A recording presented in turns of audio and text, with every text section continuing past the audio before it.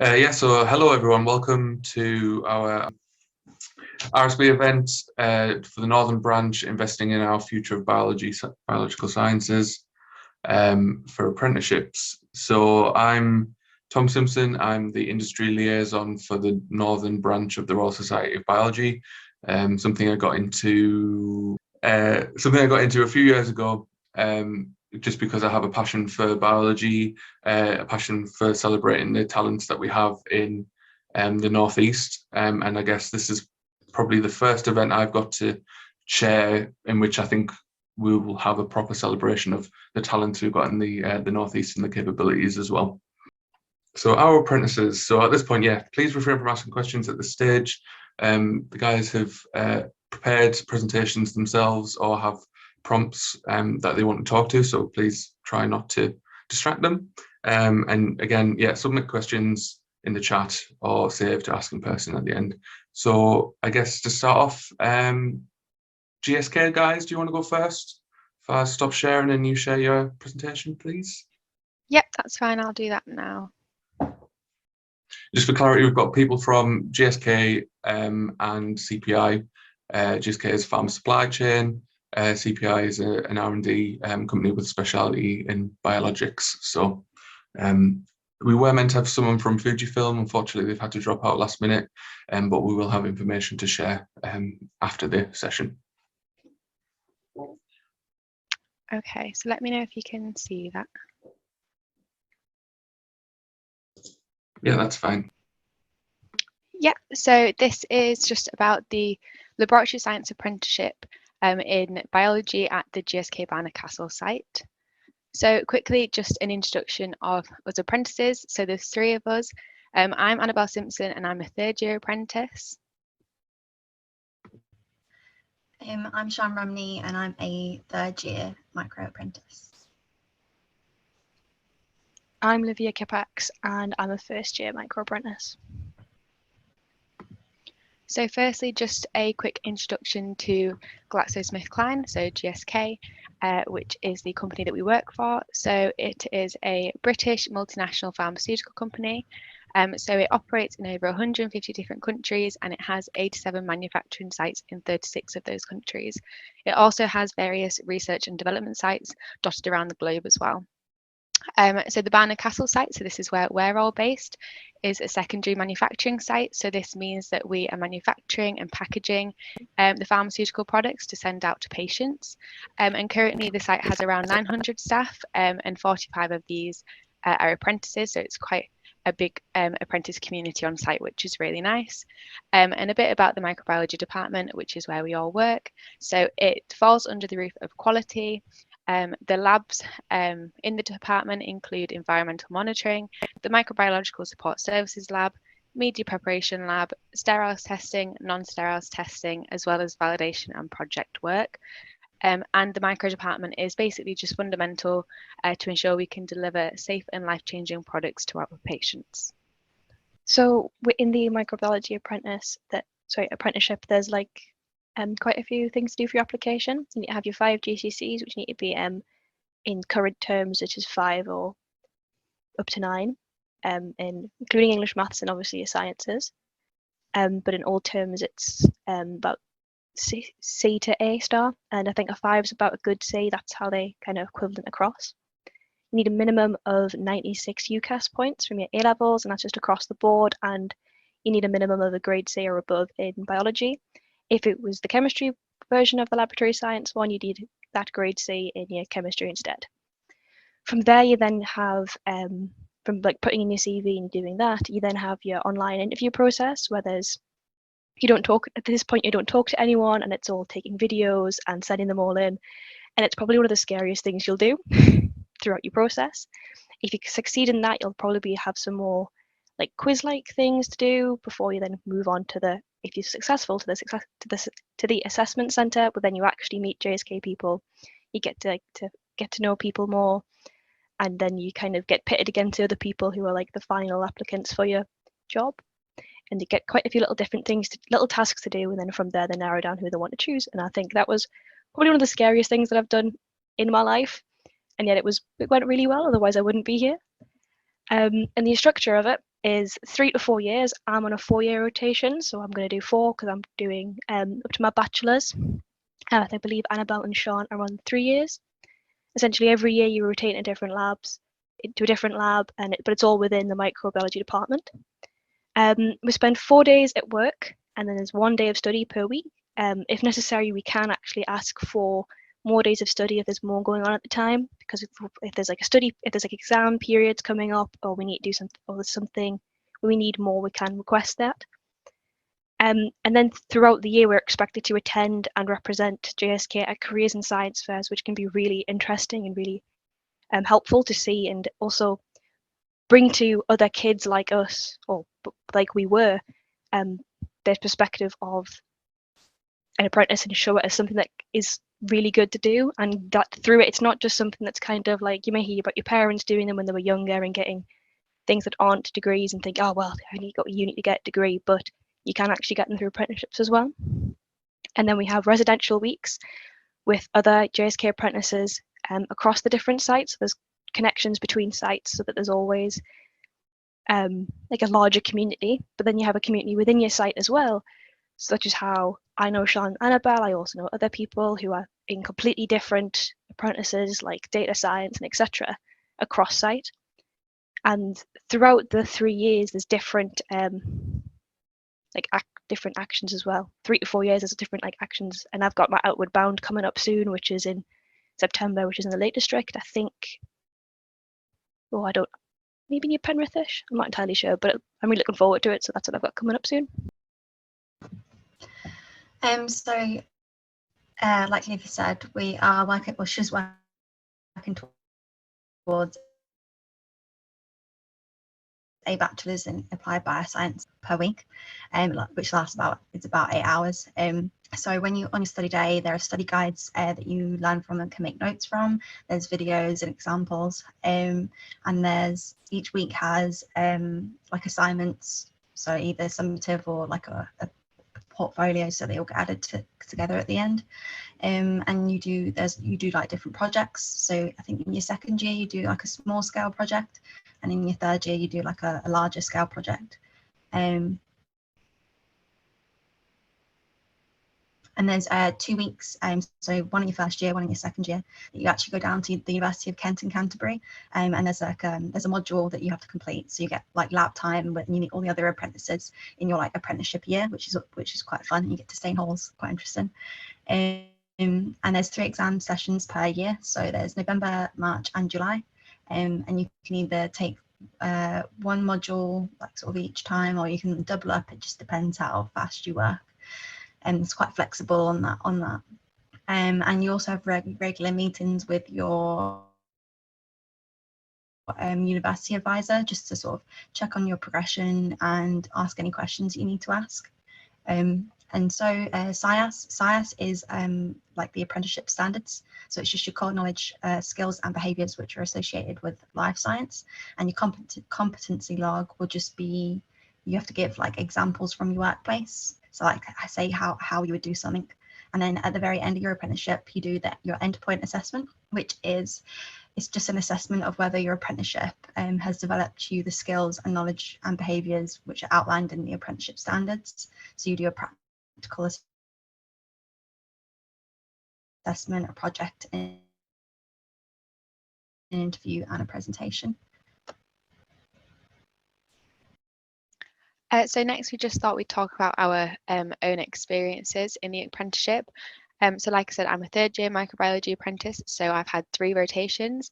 My first year was in the endotoxin testing lab, which is where you test sterile products for the presence of endotoxin. It's really interesting to start out with. You see, you get to learn lots of techniques, so like pipetting, aseptic technique, just kind of figuring out how the lab works. In my second year, I was in the microbiological support services lab. So this was specifically in culture control. So this means the fertility testing and off-test challenge testing of liquid media and agar plates. So it was really interesting because we got to see a lot of growth, got to use a lot of organisms. and could really build up on the knowledge learnt from my university modules as well. And in my third year, which where I currently work, I work in the non-sterile testing lab, which is where we test non-sterile products for microbial contamination. So this is like your dermatologicals and your inhalations. But outside my lab work, we also get other opportunities. So I've also taken part in the mentoring scheme, where I've been paired to a site leadership team person, and we're set up regular meetings. It's really interesting to see kind of their responsibilities and roles, as well as them seeing the apprentices' roles. I also get to train other people. So this is because obviously we train in quite a few different labs, so we're quite useful to the department in terms of training. We're involved in continuous improvement projects, so this is to save the company time and money. And then we also have a responsibility of sending and receiving equipment for calibration, so this will be pipettes, digital thermometers, stuff like that. And we also perform the microbiology induction, so we get to meet all the new starters and talk through the microbiology department and the different labs. So my personal feelings on the apprenticeship and how I found it so far. So personally, I found it a perfect alternative to university. I wasn't 100% sure about going to university, so I kind of looked into apprenticeships and just kind of thought it was very me. I really like the routine of the work, and I really like kind of seeing how an actual lab works day in, day out. It's also increased my confidence massively. So I was quite shy when I started, but obviously attending meetings with people who are more senior to me, you do increase your confidence, and you're able to speak out a lot more. It's also interesting to learn about the workings of a lab, and we can also build on the knowledge learned from my uni modules, like I mentioned before. And we're given responsibilities and like a normal employee. We're not kind of seen as the stereotype that people think apprentices may be. We are treated as a full-time employee, and we get given lots of responsibilities. And also an added bonus is I've made lots of new friends. As I said before, the apprenticeship community on site is quite large, with 45 of us. So you do get to meet people your own age. It's not just kind of adults at work.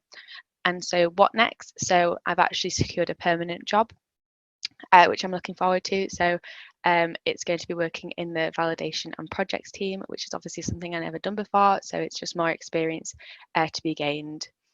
And then also the fee area, which is where Liv kind of touched on. It's a kind of residential week where we'll also meet up with other apprentices from across the UK, and do kind of outdoor activities and things like that. So something a bit different, and not obviously related to work as much.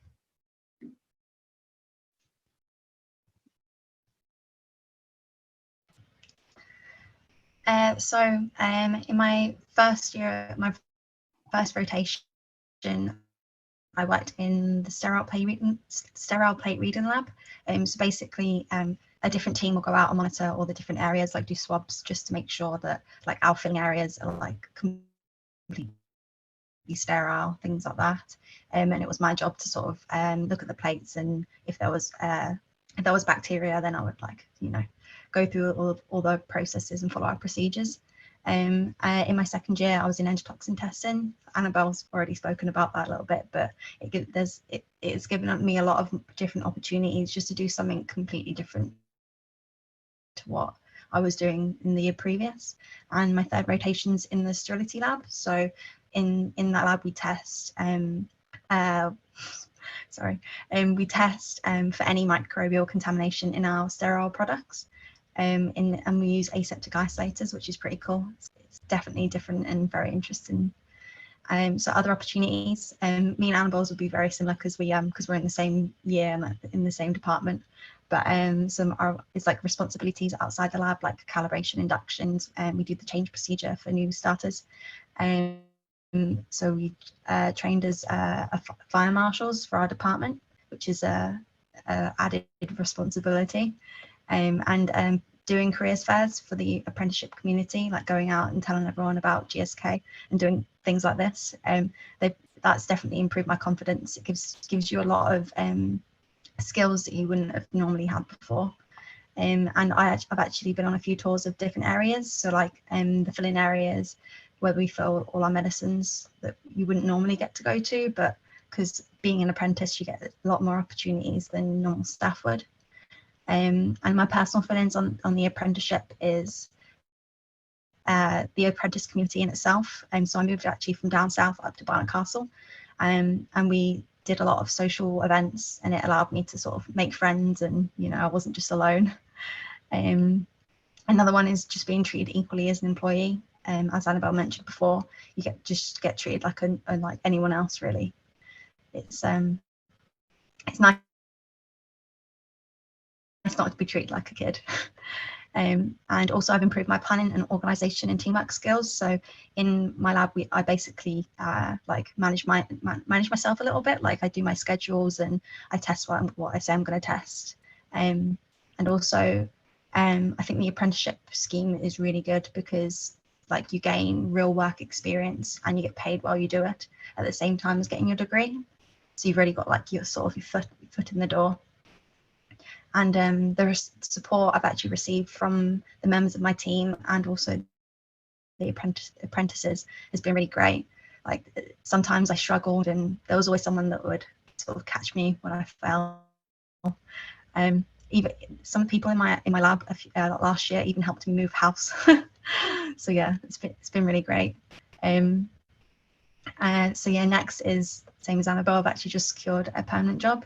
So my permanent job is going to be in sterility, so it'll be after my third rotation. And next is for Fieri.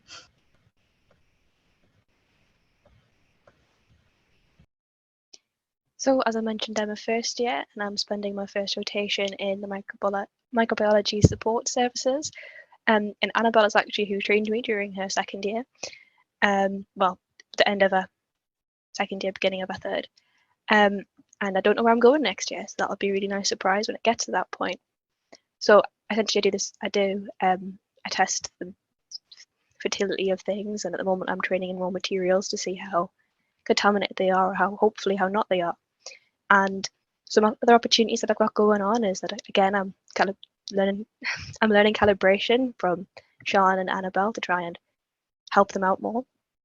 I helped with the Fuse 360 tour, which is trying to currently build a 360 tour of virtual tour of the site for GSK, so that when people are looking online to learn more about GSK, they can have a look through this virtual tour without having to actually attend the site, particularly in times with COVID and all that kind of stuff. It's kind of putting this planning in place. I've also worked with quite a few apprentice networks. I'm trying to do more and more to try and spread awareness of apprentices, particularly as an alternative to university, but still being able to achieve the same goals, to make sure that people can still can get that work experience in a world of increasing like competitiveness between degrees and work. And I just spend a lot of time trying to promote apprenticeships as much as possible. My personal feelings is, well, I'm only 19, so I've literally just moved away from home after being in sixth form all this time, so it's the first time. And I've entered the JSK community straight as an equal, as someone who's literally just stepped out of school and is not being treated any differently for someone who's been there for years, which is wonderful to step into. So I've met loads of new people and I've got lots of new friends, people who I've only known about 6 months, but it's like I've known them my whole life, which is incredible. And I'm studying for my degree and simultaneously experiencing work life and culture, which is something I've never obviously had before, and it's a completely different ballpark to school and learning all the time, and having more responsibilities is really, I think, helped me grow as a person, which I'm really enjoying. And I'm finally obtaining these lab skills, which I've always wanted, never been very good at, and some of them I've never imagined I've had. I never even imagined or knew existed, and suddenly I'm capable of doing them. So what's next for me? And I've got my next rotation next year in September, and I've got my outward bound probably around the same time, so I'm really looking forward to them. But yeah, that's everything. So thank you very much for listening. Yeah, thanks everyone. Any preference, Livia, on your next one? I'll get a sneaky question in whilst we're transferring over on your next rotation. I'm not sure yet. I'm quite happy to do just something a little bit different to just kind of get as broad a range as possible, as much variety in. That's good. Thanks. Emma, who wants to go first? I'm happy to go first. Yeah, go on then. Great. So I'm Lilly Price and I work at CPI's National Biologics Manufacturing Centre over in Darlington. and I work here as a degree level apprentice within the upstream team. So a little bit about our site. So the National Biologics Manufacturing Centre is the hub of CPI's biological research. And we push the innovative ideas into commercialised products and processes by bridging the gap between academia and businesses. And at CPI, I support the upstream process development for RNA synthesis and microbial processes of like a wide range of microorganisms such as E. coli and Pichia pastoris. So similarly to the other guys, I'm also on a 4-year course. I am obtaining my bachelor's degree in biotechnology, and I do this at Newcastle College University Centre in Newcastle. And I also complete the level 6 SciS training awards, so just the same as the other guys. So I've been with CPI now for 3 years. I joined in 2019, and my experience, I've had a little bit of touch on analytical, and now obviously work within the upstream team and hope to continue in the upstream team. So yeah, that's kind of just a bit of an overview of what I do at CPI and my apprenticeship. I'm Emma, and I'm also an apprentice at CPI in my 4th year. So my course is slightly different to Ellie's, whereas my apprenticeship's 5 years instead of 4, and that's due to the different degree that I'm doing. So the degree that we're studying is biological sciences at Teesside University, and I'm halfway through my 4th year with that now. Like the GSK guys, we're with SciS as well, so we have like a log we've got to complete with different skills, knowledge and behaviour, where we have to evidence them, and then you'll be assessed in an endpoint assessment.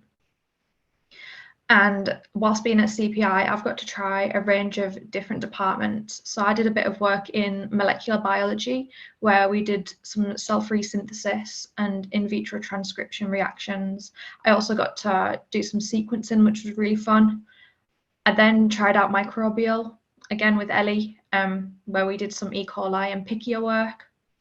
And currently I'm in the analytical lab, supporting upstream and downstream with their samples, and I've got to use lots of really cool bits of equipment like the HPLCs and the octet, which helps to determine concentration, and there's just so much to do in that lab.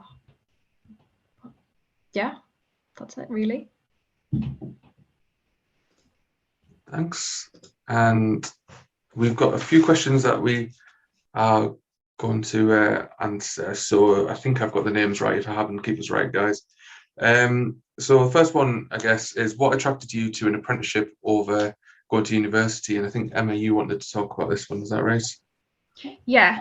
So one of the main things about wanting to do an apprenticeship rather than going to university and studying full-time there was mainly to be in a professional environment and to get all those lab skills that you probably wouldn't get in a university lab, just with like in terms of the level of equipment and all that sort of stuff, and also being around people that I guess you're aspiring to be like as well is really helpful.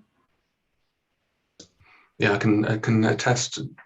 A pharma lab is very different to a university lab.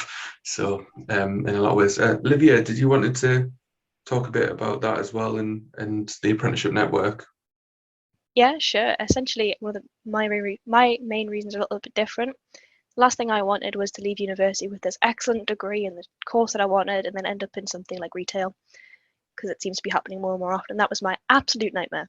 So I thought, through an apprenticeship, I can have my foot in the door from day one. I'll have work experience, and the way that I've gone, I'm getting a degree as well. So it means that I've covered both bases, and it puts me in a better position at the end of my course. And apprentice network-wise, there are quite a few up and down the country where you can. There's one in the north in particular, which is one I'm currently working with, and you may have seen videos on YouTube and the like.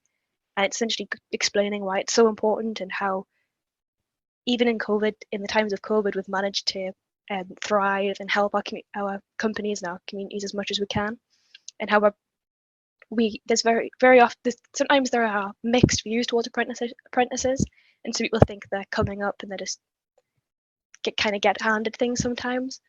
But I think that we're just trying to learn from the people who have come before us, because they've got amazing skills, and when we're fresh out of school or someplace where we haven't learned anything before, we don't really know what we're doing as much, but we can learn this background knowledge and these years of experience from people who've got years and years of experience, which I think is really important. And I think the apprentice communities and the apprentice networks give each other loads of support, and it shows support between like mentoring figures and the youth who are coming in, which I think is really important overall. No, that's brilliant, thank you. And I think your description of the recruitment process shows that you're not really handed anything. You have to fight for it. So yeah, Pretty thanks for much. that. Good Yeah. point. So the next question we had was, how do you balance studies with work? Because that's something that I know I would struggle with. Annabelle, are you okay to answer that one? Yeah, definitely. So as we kind of touched on in the presentation, we do get a study day a week as well. So this is paid, and you kind of you can either have it from home or go to work, whatever helps you best concentrate. If this isn't enough time for you or you're struggling, the department are really, really good at helping or offering advice. Obviously, you've got this amazing group of people that have all got biology backgrounds. They're all very willing to help, so they can just point you in the right direction, give you any advice, and you can also have extra study days if you do need. So we usually take these around exam periods just for like an extra day of revision.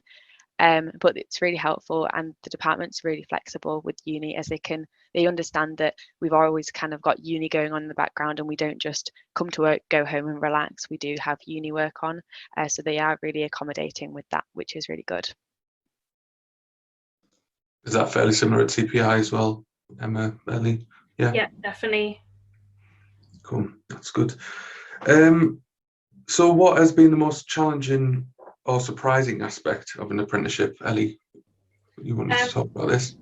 Yeah, so similarly to the last question, it's definitely been something, learning how to adapt to become a part of the work culture as well as a university student. And obviously you want to try and excel at both as a member of staff and as well as a student. So that is definitely the biggest adaptation I've found at doing an apprenticeship. But it is really manageable. Like the other guys said, you do get the extra support. If work know that you're having issues around deadlines and that kind of thing, you can always ask for extensions or additional time to kind of focus on your studies. And like what Emma said, you work with people you aspire to be like. So if you are struggling, you have a whole network of people who you can totally rely on. And everyone is so willing to get involved and try and support you. So it's really fab. It's a really great network of people to be around. Great, thanks, Ellie. And I guess, Sian, any advice to anyone that's considering an apprenticeship or maybe hasn't considered an apprenticeship before? I'd say if you hadn't considered it before, I'd definitely read up and look into it. But if you are interested, I would say just go for it. Just apply, because learning on the job and getting real work experience is such an advantage in this sort of day and age. And if you do apply, don't be intimidated. Just be yourself.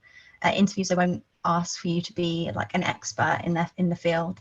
Just do some research into the company you're applying for. And don't be discouraged if you don't do as well in your exams as you wanted, because there isn't just only like one route that you can take. So I myself, I went into like my first year of A levels and sort of decided that it wasn't really for me. So I went out to work for quite a few years. But then when I was 19, I went to college and did an access course, an access to higher education course. And I got an A-level equivalent that gave me the qualifications for my apprenticeship. So just if you don't do too well, don't think that's the end of the world. Like, there is a lot of other things that you can do if this is what you really would like to do. Brilliant, thank you very much. And that's the end of the prepared questions. I've seen a couple come up in the chat. What was that first one? Let me have a look. Amira Ali wants to know, how do you get involved in the Apprenticeship Network? She's an apprenticeship from CPI. Oh, hello, new colleague, and would love to participate. Livia, are you best to explain a bit about that, maybe? Potentially. There is, has a specific name. It's apprenticeship. It's like Northeast. I think it's like Northeast Apprenticeship Network. It's pretty easy to find online if you're looking for it. And there's like a way to do it. There's like I'm pretty sure there's a form to fill in. They're currently going to open their applications soon. It's kind of more delayed than we're going to do. If you took part in anything to do with the National Apprenticeship Week, which was 7th of February, I think. If you took part in anything to do with them, I'm pretty sure they ran it. So that's another way of having a look at it if you're not sure. And I guess we can get some information as part of this and share it to the distribution list. So we'll get some information out. Oh yeah, Robert Watts has just added some information in there, so that's great. And then we've got a question around someone who's got an engineering background, 3Ds and a level 3 extended diploma in engineering science with a background in Rolls-Royce Aerospace. So I guess we can get you some information on that, on what they required. Can I just interject? I think that might be distinction star, distinction, but I'm not certain. I'm not that familiar with those qualifications. But no, me either. But yeah, thanks for clarifying. No. But having spent some time on clearing, I think people sometimes misunderstand what the D's mean. So, yeah, I'm not trying to say you haven't worked very hard. Explain to us. Yeah. So as part of this, we will get information out about the apprenticeships and what qualifications are required, and what's appropriate. So obviously, this session we've focused on biological sciences, but I know CPI and GSK, as well as Fuji, unfortunately, we haven't got Fuji here, have apprenticeships in many different things, including a level of engineering, I think. So yeah, we'll make sure that any links are sent out on that. Roz, have you got your hand up? Yes, I have, because it's silly question time. So I apologise if this is a silly question. I'm delighted to hear that you get paid while you're an apprentice, because it sounds as if you're doing really valuable work. But the question is, who funds the degree? Do you have to fund it, or does it come as part of the package? Anyone? So I don't mind answering this one. So I'm not sure if it's the same for GSK, but CPI pay for our degree, which we're really grateful for. But yeah, I'm not really sure what it'd be like at GSK. Yeah, it's the same at GSK. GSK pay for the degree as well, so we don't have to cover any of the costs. So yeah, that's brilliant, isn't it? You're getting your degree, getting paid for working, and will come out without student loans. So yeah, fantastic. Really selling it. That's an amazing difference through the different routes. If you'd gone through a university degree route compared with what you're doing, the financial implications are huge. Yeah. Thank you. And so Rob, another question. Do the wages go up to reflect the amount of work experience you have? So obviously, once you finish your apprenticeship, I presume the wages do go up. Is that correct? I'm quite happy. So at CPI, we're on like a glide path. So throughout the progression, every 6 months, you'll have some kind of merit review. And then at the end, you'll get placed in a bracket depending on which role you go for. So Scientist 1 is a band, and then Scientist 2 is a band. And any other job you might go for will also be in a band. So you will constantly be progressing with experience. Great. GSK is the same or similar? Yeah, so GSK is quite similar. So every year you kind of you get an increase in pay, and then obviously when you get your landing role, you're paid the same as other people that have had that amount of experience. So you're on like a proper wage as well, but it's obviously dependent on the role that you get. Yeah, great. And then so one person on the call, Robert Watts, who I'm going to ask to speak in a moment, has just popped up with some additional information. I guess, Robert, do you want to come off, introduce yourself, and maybe give an overview of your experience and any additional information? Yeah. Oh, yeah. Thanks for that. So, first of all, I think there's just going to say on the wages front. So every company is different, but there is a mandatory increase that you'll have to have after the first 12 months, depending on if you paid less than what you should be paying paid. So there's an apprenticeship wage, which is currently about £4.30, but I think it goes up slightly at the end of this month. And then after the first 12 months, you'll get paid the national minimum wage for your age as soon as you're over 19. Unfortunately, if you're 19 or below, you still get the apprenticeship minimum wage. But if you go over that, you then get the national minimum wage. So you should be getting that. But then some companies pay a lot more than that. So yeah, no, thanks very much, Tom. I just wanted to clarify that before we get into it. So for those of you that don't know me, my name's Rob. I have the pleasure of being the chair of the Science Oversight Committee for technical apprenticeships and education. So that covers everything from apprenticeships to T-levels, HTQs. I also chair the level 3, the level 5, the level 6 and the level 7 apprenticeships, which specifically are lab technician scientist, laboratory scientist, and then research scientist up at that top level.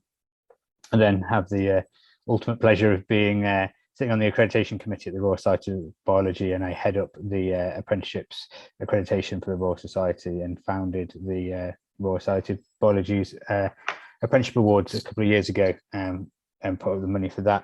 So I'm really pleased to see that everybody's here talking about apprenticeships. They're really great. I think now is a really, really exciting time in science in general, and then with apprenticeships coming through, providing this new alternative route way. And I think the key thing to remember is that it's not exclusive. So you don't have to do academia, you don't have to do apprenticeships. You can move between the two as you go through. So you can start off, say, as a laboratory technician apprentice, then move through and join into a degree program, then move back to do a research scientist, or vice versa, or go all the way through doing an apprenticeship and then switch into doing a PhD and postgraduate study later on. And they're designed to be flowing through. So the main difference is, if you imagine the academic side is where you concentrate solely on your studies from an academic point of view, and some of them will come with some work experience, but predominantly will be academic facing, whereas I guess on the other extreme, work would be solely experience based and very little academic training. And if you like, the apprenticeships are that middle ground, but with apprenticeships being designed by employers, so they're all built off of what's called an occupational standard nowadays.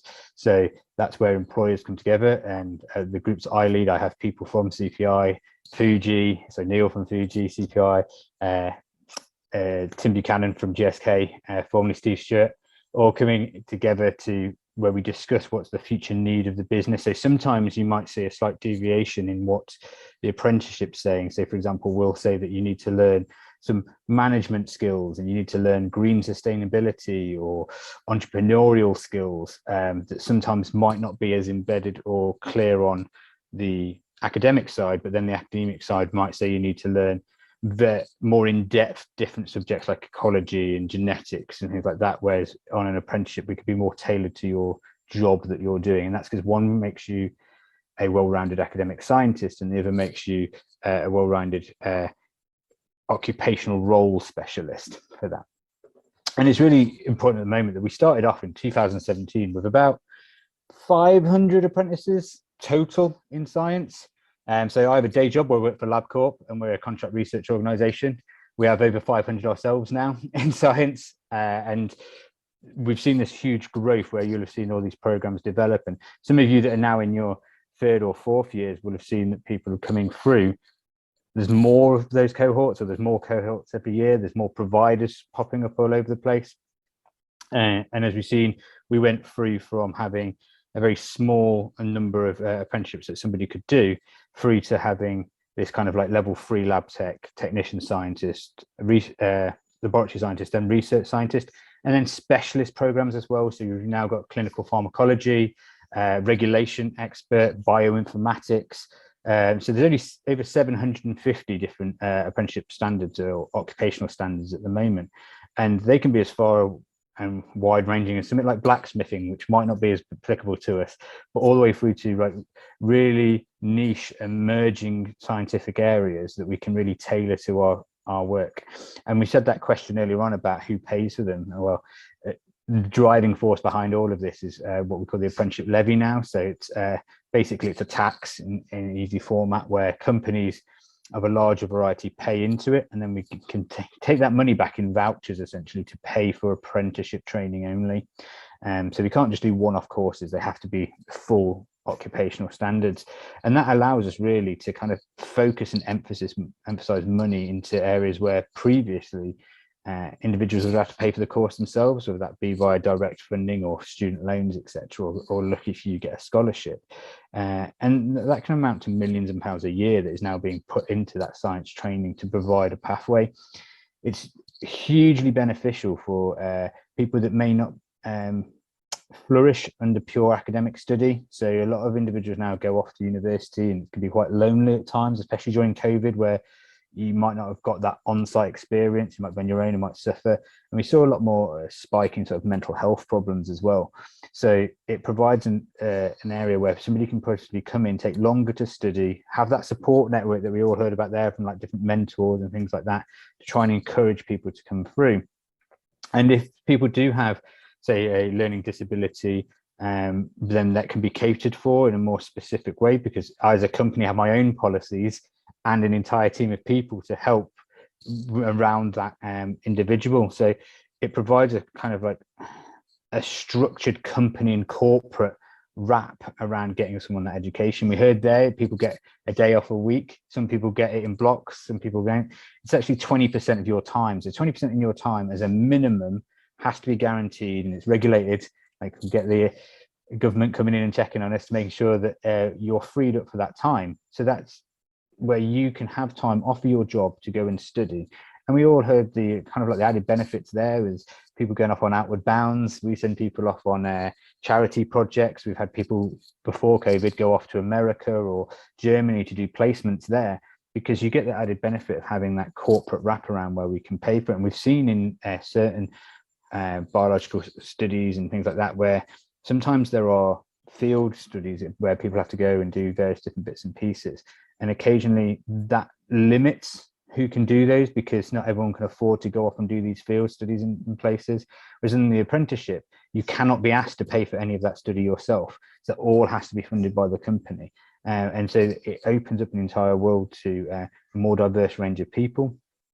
And we heard there that there still are some programs that have specific routeways that come into it with qualifications.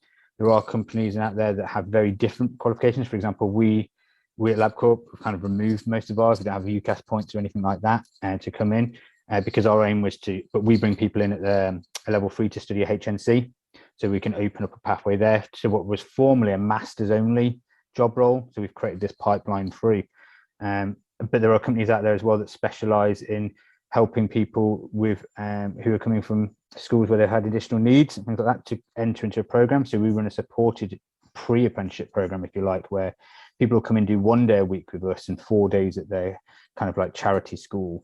And then over the course of a year, they'll build up to being with us full time to then enter into the workplace. So apprenticeships really aren't that, they should be seen as a separate way to study.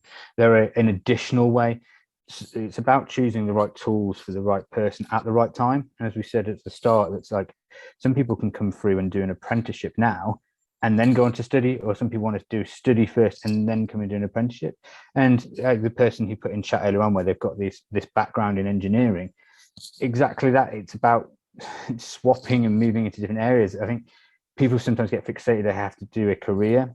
So I've been a steel worker. I was a makeup artist on films and fashion, and I did HR as well for a long time. So I've swapped around careers as well. And the beauty with apprenticeships is, as long as you're not already qualified and competent in that area, you can swap and move through. And in science, it doesn't have to just be a science apprenticeship. You can go down the science route and then do an apprenticeship in like leadership, management, quality assurance to move around, so that you can expand your career all the way through, be supported by your companies as you work through. And we're seeing, as I spoke about, that parity of esteem coming through now, where we're getting the Apprentice of the Year from the Royal Society of Biology. You should all enter that and make sure that you're seen up there, that same sort of level as the traditional sort of route ways through.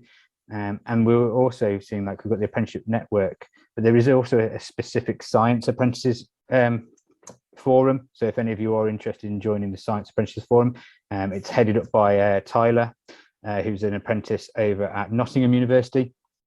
And that's where apprentices all come together to put their voices together specifically for science. So they feed back into the trailblazers to say this is what works on apprenticeship, this isn't what doesn't work. They highlight good endpoint providers and bad endpoint providers, and they have that voice where they can feed back into the government directly to say, we're the apprentice, we're the people who this is for at the end of it, this is what's good and what doesn't. So if any of you do want to join that, I'm happy to connect you into all of that. And then what I would say is that everybody here has started this process, which is a long-winded process, which will take many years, which is about this cultural change across science as a whole, where we have become to a route where it was pretty much dominated by academic route into it. And now we're looking at opening that back up to this sort of like practical route. If we look back to the true kind of like experimentation at the start of science, and where there's lots of practical application, and we all need to work in harmony to kind of like make it so it's an acceptable and parity route into the sciences. So I'm really pleased to see all of you here. That's it. That's all of my waffle done there. Happy to answer any questions. Happy to answer any questions though. Yeah, I was just going to open the floor to any questions. I see Caroline's got a hand up. Yeah, I just wondered if there's any gender sort of what the gender split for apprenticeships is. Just by coincidence, the 5 excellent talks, thank you all for fantastic talks, the 5 excellent apprenticeships who spoke today are all female, but all appear to present as female. But I just wondered, in your organization at GSK or at CPI, whether there's 50-50 split, or what the sort of gender split is for the apprenticeship route. So at GSK, it seems that we are in the microbiology area, it seems to predominantly be women, but I'd say in the wider apprentice, it's probably more guys than women. I think that's where it seems to be at the moment, from what I've experienced and what I see. Okay, thank you. At CPI, sorry, there's currently 5 apprentices, and we're all girls at the moment. We will probably be taking more on in September as well. But the guys before us, we had 2 males, but then the girls came and took over. Right. And so from a national point of view, so the national sort of figures around this are, well, where's my little bit of paper I just had open? I did have it open 2 seconds ago, and now I've got too many bits of paper open. Oh, there it is. So yeah, so nationally, we're looking about male 51%, female 49% split. Inside my company, I can't speak as a whole, but we work on about, currently last year, we had 53% female and 47% male. And our target is to be within 5% of those national figures to represent it, because when we did our gender pay gap reporting and did a lot of the gender splits, we were actually pretty close to that at the moment. So what we didn't want is an apprenticeship program that then skewed those figures. So we set it to be within 5% of that as a target, and we try and maintain that. We do have separate figures for ethnicity and LDD status that we then try and get that, but it's a great question, Caroline. Okay, thank you.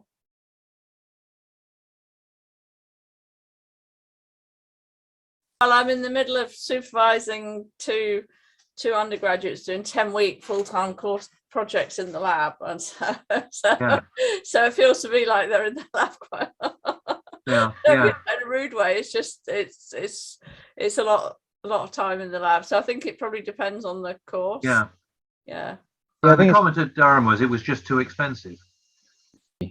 I think the apprentices have this 20% off the job learning, where they have to do this learning, which is usually attributed to some sort of college or university sort of learning. But actually, it's a much narrower field. So if you imagine your larger degrees, and especially now, what's happening is some of the degrees that the students are studying here will no longer be allowed to be taught on apprenticeships, because the degree has to be more tailored to your apprenticeship and out role. So therefore, for example, if your role contains no ecology, then you couldn't teach ecology. So whereas some former students, like when your day, you did like 5 days a week and a much broader subject, I think now we're heading down a pathway of more specialized routes way. There's a couple of points in the chat. So Layla says she's studying for a degree via the university at the moment, and one of the reasons she may switch to an apprenticeship is because she's worrying about how to gain sufficient practical experience through a degree route. And then there's a question from Alice asking, how limiting is an apprenticeship? To what extent are you able to progress quickly within the company compared to a graduate? And do they have any other advantages? So I can answer that one from a company point of view, if you like. So, and I was working these figures out the other day. So when we take somebody on from A levels, we bring them in and they study A level or BTEC sort of level. We bring them in and they do a level 3 program, studying a level 4 academic qualification, and then onto a full degree. They actually come out 12 months earlier at a higher grade than a graduate. So therefore, straight away, from a business point of view, it's more return quicker for us. And we're not waiting for somebody in the pipeline, because science is growing, fortunately, and we need more and more scientists, and we need them quicker. So for progression wise, a apprentice will always essentially, if everything else is equal, be 12 months ahead of a graduate for where they are age wise, if they both start at the same age, etc. What we actually find as well is that from that point when they're there, the apprentice has 4 or 5 years practical experience over the graduate. So we see an expedited acceleration in promotion, because the apprentice usually then goes on to do a team leader, chartered manager, operations sort of manager role as well, or then takes up a regulatory affairs role or into quality assurance. We see that speedy route through. And what we often find is, because of their networks they've built up with inside the company and with clients and apprentices from other places, we tend to find they get involved in sort of postdoctoral research programs or their research scientist programs a lot quicker. Whereas with a graduate coming in, what we have to do is then teach them like GLP, GMP, regulation, how to do the work manifold of it. I think that peters out probably after about 24 to 36 months, when that student then has all the basic background, but by that stage there's already a bit of a gap, which then should remain if everyone else is equal. Thank you, Rob. I think that probably answered Alice's question. Do you want to add anything to that or ask anything else, Alice? There you go. Thank you, popping up in the chat. Thank you. I have one more question, because I work with schools and schools going into sending pupils to become undergrads and work with them as undergrads as well. So I'm just sort of playing around with some of the comparisons. Apart from, first of all, there's a question of how well do you think schools and careers advisors know about apprenticeship routes? And the other question was a practical one, where some of the excellent speakers talked about moving away from home to do their apprenticeships. And I was thinking about things like accommodation, where, you know, if you go to university, you've got halls of residence already sort of packaged around the deal. How do you deal with the practical side of things when you're moving away to somewhere that's new and hasn't got the sort of built-in structures that a university might have? So 2 questions there. One was about careers advice and things, and the other about the practicalities of moving away from home as an apprentice. So I can answer the second question. What GSK actually have is like a spreadsheet of anyone who on site has like a spare room or rents out a flat or anything like that, and they send it around and it gets updated every so often. But I actually got sent that before I moved, before I picked anywhere to live. But I actually didn't choose off the list because there was plenty of like house shares and lots of flats around. But it was nice that I got the opportunity to look at that. Yeah, I also had that. I think there's also a relocation bonus if you move from over an hour away, which was also really nice to get. Particularly when you're 19 and you're moving into a flat on your own for the very first time, and it's all your new. I live on my own, so it's all this whole new change from family of 3 to no one. So there's that. And then the first part of your question, I was actually really frustrated with my careers fairs that I went to and other such places, and even my careers advisor, because they didn't know much about apprenticeships, or if they did, it was always like business or economics or engineering. nothing to do with biology or chemistry, which the two that I was really interested in. It was all kind of physicsy based or maths based, and I was really frustrated.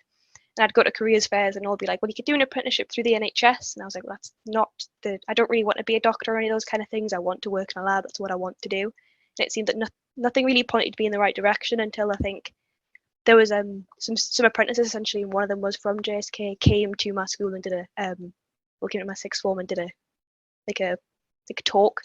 And from there, that's where I kind of got my first steps to becoming a GSK apprentice. And I just want to kind of talk about that as well. So my sixth form did not really support, well, they did support, but I don't think they were fully aware of the options that you have with apprenticeships. So I did work experience with GSK, funnily enough, back in 2018, and they kind of opened my eyes to apprenticeships. And obviously, due to the demand, you kind of have to apply for everything. And that's how I come across the CPI one. So it's definitely worthwhile getting the work experience, because that will also open your eyes to the options that they have for apprenticeships. I think there are exactly the sort of points and frustrations I think that are relevant out there. I think for our last apprenticeships, we've seen steady increase. So we had like 680 odd applications for our last set of apprentices last year. But again, they tend to be from certain spectrums of school. So we still see very, very few applications from private schools. We see a large amount of our applications coming from more technically would have been like the old comprehensive rather than the grammar schools. And I think it's just still seen as a two-party system. There are some changes coming with the regulations around Gatsby and interactions with companies. So I think the emphasis will be on companies to provide that information to schools. And I think the work experience one is a great example there. For Careers Week this year, we've swapped to a virtual work experience program around chemistry, biology, and support services in science, because our face-to-face work experience was limited to about 20 people. Our virtual careers fair, where we have talks every evening, doesn't have a cap on numbers.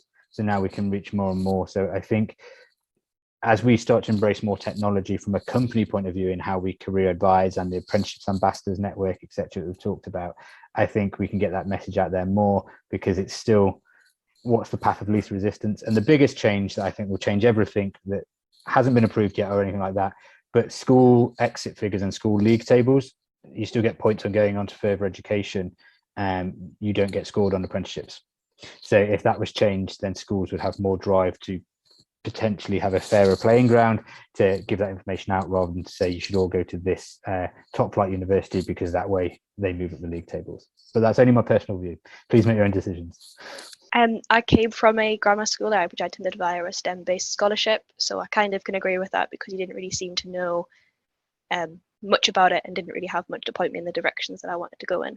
I was quite irritated.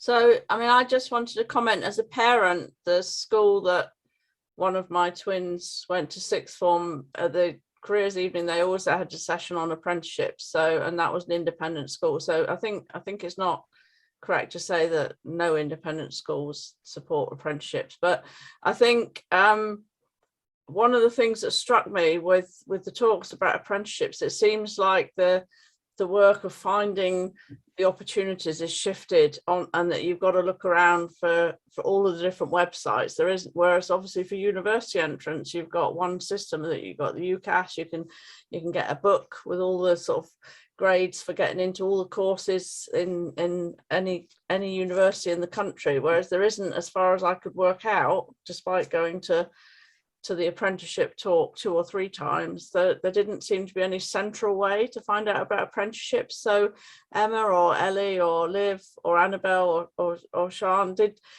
is there like a sort of a UCAS equivalent for apprenticeships, or is it just you've really got to trawl through all the websites for all of the companies? So personally, when I was in sixth form, we were really encouraged to obviously fill out the UCAS applications and apply to university, but there wasn't really anything on apprenticeships. I was quite lucky because a family member had found this one for me. Otherwise, I don't think, like, they're not really spoke about. Well, they weren't in my college anyway, so I wouldn't have, I guess, seen this, but I'm not sure if anyone else found them easy to find? I kind of struggled for quite a bit, but there's also, I think there's now an apprenticeship website. There's definitely something. It's got lots of the standards on, and some of them you can sometimes press find somewhere that gives it from there. Like find companies that offer this standard, and it'll take you to a government-based website which has got apprenticeships on it, and it'll be to do that towards that standard. That's not how I found my JSK one. I found that through the website of JSK because I knew that they did apprenticeships, but I do know that is out there. Okay, so there's like a sort of find an apprenticeship type website. Right, okay, so I'm probably out of touch. Also, someone else is there. Sorry.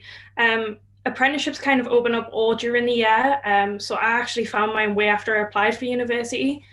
So I actually applied for university to study pharmacy in the January, and I didn't know I had my apprenticeship until the August. So yeah, you just gotta kind of be perseverant with this kind of thing, I think.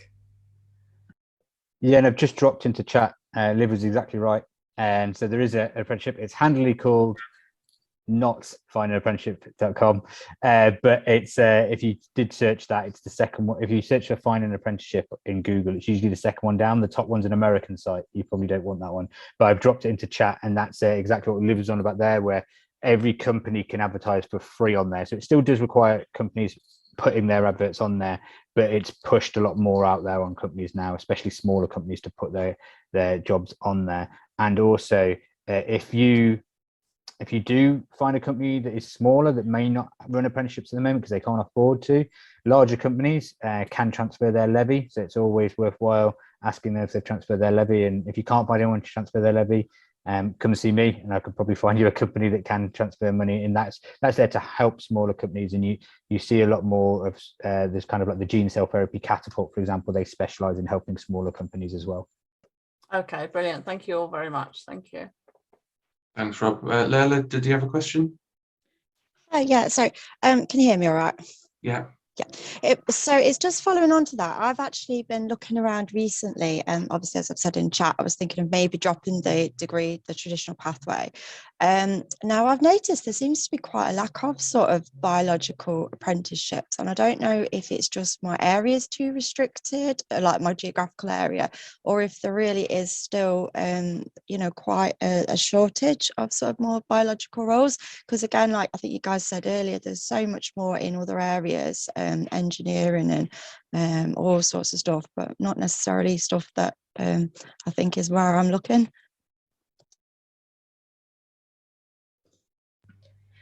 So kind of one thing to kind of look at is in your local area, find companies. So I kind of started out with a base from home and researched the companies that are around me, because a lot of them didn't apply on the government website. Like I didn't find CPI on the government website, and just kind of work your way out gradually. So I work about 50 miles away from home, so I just commute down every day. So that's kind of how I found one that was relatively close to home. One thing that companies also do, so GSK does it, is we don't take on we might not take on a biology apprentice every year. So I think we usually go for like every other year, and it just depends on like business needs. So it might just be that the companies in your area aren't taking them on this year. They might sort of do them the year after. I spent plenty of time worrying, stressing, crying, or etc. about worrying about going to university because I couldn't find an apprenticeship, and I really didn't want to go to university and just study.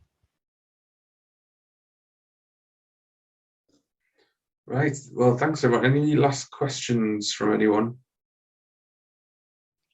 I was just wondering whether there was a role for RSB actually publicising biological focused apprenticeships on somewhere through its site. Because obviously it otherwise seems to be a bit hit and miss other than with the government website. Just a thought. Yeah, no, I think that's a great idea, Ros, and I think we should look at that when we have our next committee meeting. But something that RSB do, which Rob had mentioned, was the RSB Apprenticeship Awards. Rob, do you feel comfortable going through it? I'm happy just to share the website, the web page, so people can see what the situation is. Yeah, you can share the website and you can go through it, or I can talk about it. I don't mind. I'll share the web page and you can talk through it. So while you're doing that, can I just point out Melanie Rowe has put a comment in the chat, but it's great to see so many people engaging in apprenticeships, especially in the northern region, and that Fujifilm do offer apprenticeship schemes, as Tom has mentioned, and they're offering them across a number of disciplines. So I think sometimes people don't realise all of the companies there are in the northeast. Yeah, I think that was part of what I was hoping to get across with the three. Unfortunately, obviously Fuji dropped down, but Melanie knows the individual at Fuji, and we'll get the information to share as well. Because, like I said, I do think we have a really good hub of bio talent in the northeast. So I'm happy to celebrate that. But yeah, so yes, the Apprenticeship of the Year award is opening in, I believe, in a couple of weeks, mid-March, I think. Harriet said. What they're looking for? Yeah, so that it's so first of all, it's a great opportunity because it really puts you at that limelight and kind of it lets you demonstrate your particular skills, or those skills of somebody that you want to put forward to show how great they are. And it's really about celebrating that apprenticeship route way and seeing what we can do there. As Tom mentioned, it's open in a few weeks' time. There's two groups, unfortunately, this year. One for apprenticeships that are kind of like that level 3 and 4, and then we go to the kind of like higher level. So you're looking at that kind of lab technician sort of level, and then moving into that technician or laboratory scientist sort of level. You can be nominated for it, you put yourself forward for it, and they're looking for people that are really demonstrating how you've made a difference, how your apprenticeship has made a difference to you, how you are using your apprenticeship to better your company and science in general. And we really want to hear your stories about essentially what you've gained from an apprenticeship, how that's helping you, how that's helping your company, and how that's helping science in general. Because who knows that the apprenticeship route really is a unique way of you getting all that practical experience, and each of you has a completely unique access to world-leading industry experts in your particular field that other people don't. And it's about getting those stories across to try and inspire those people that come after you to also potentially consider if that route's good for them. It's not super onerous, so I'd recommend all of you at least having a look at it and seeing if you don't want to put yourself forward, if you work with somebody that you might want to put forward for it as well.